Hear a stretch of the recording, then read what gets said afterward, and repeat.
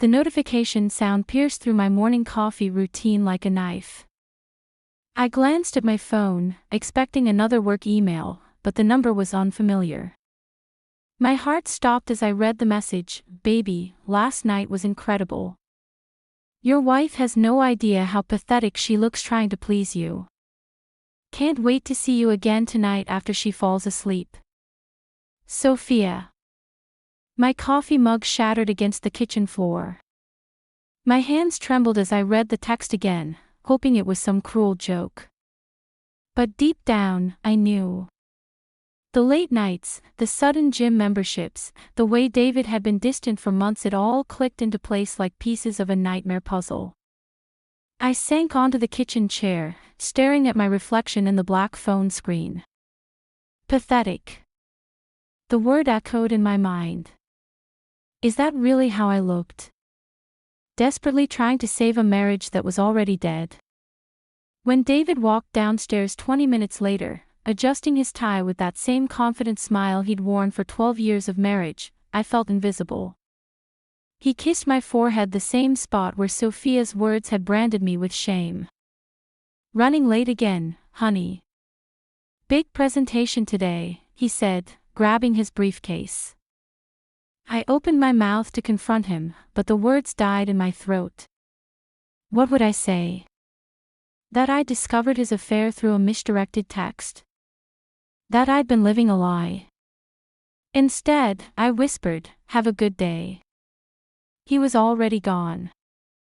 For 3 days, I carried Sophia's message like a stone in my chest.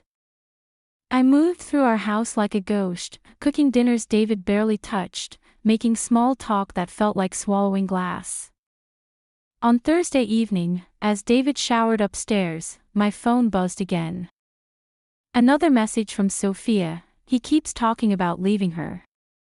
Says she's become boring and desperate. Poor thing doesn't even know you exist. This time, my hands didn't shake. Something cold settled in my stomach. But then I heard footsteps on our front porch, heavy, familiar ones that made my breath catch. The doorbell rang, and David called from upstairs, "Can you get that, Sarah?" I opened the door to find my brother Michael standing there, his face dark with an expression I'd only seen once before, the day he'd confronted our stepfather. "We need to talk," he said, pushing past me into the living room. "Michael.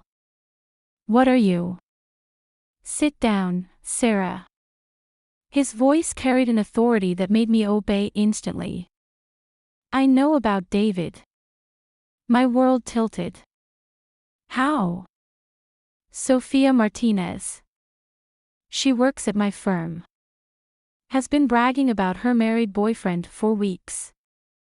Michael's jaw clenched. Imagine my surprise when she showed me a photo of the man she's been sleeping with. David's footsteps thundered down the stairs.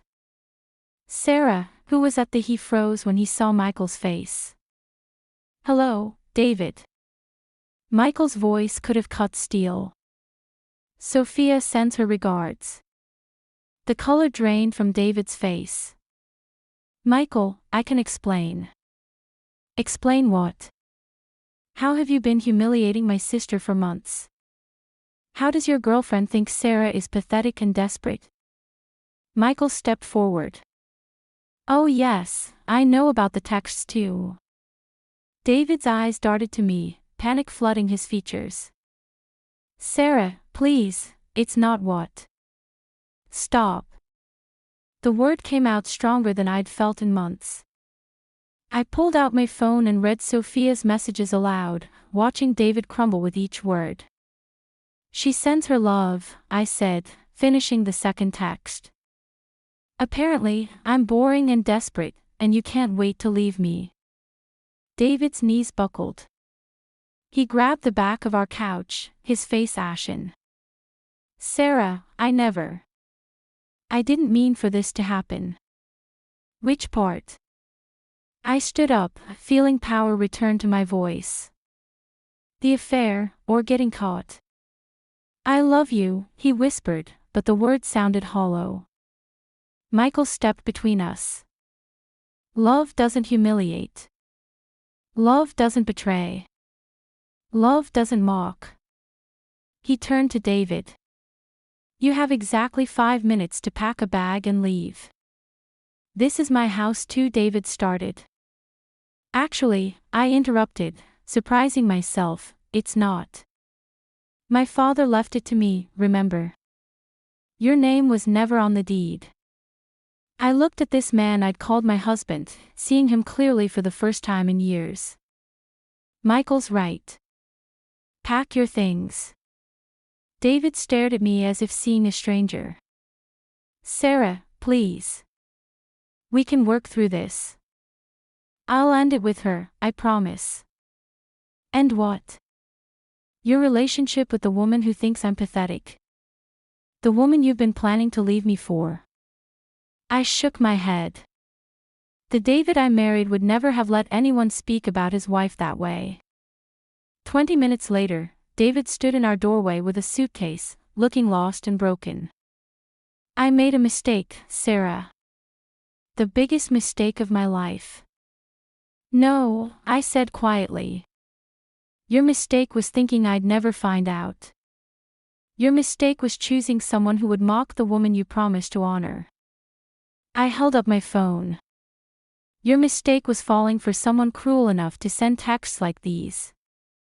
He reached for my hand, but I pulled away. Sarah. Goodbye, David. I closed the door and turned to find Michael watching me with something like pride. How long have you known? I asked. 2 days. I wanted to give you the chance to handle it yourself first. He pulled me into a hug. I'm proud of you. For the first time in months, I felt like myself again. As I watched David's car disappear down our street, I realized something profound. I hadn't lost a husband tonight, I'd found myself. The woman who'd been too afraid to speak up, too desperate to hold on to something that was already gone, was finally free.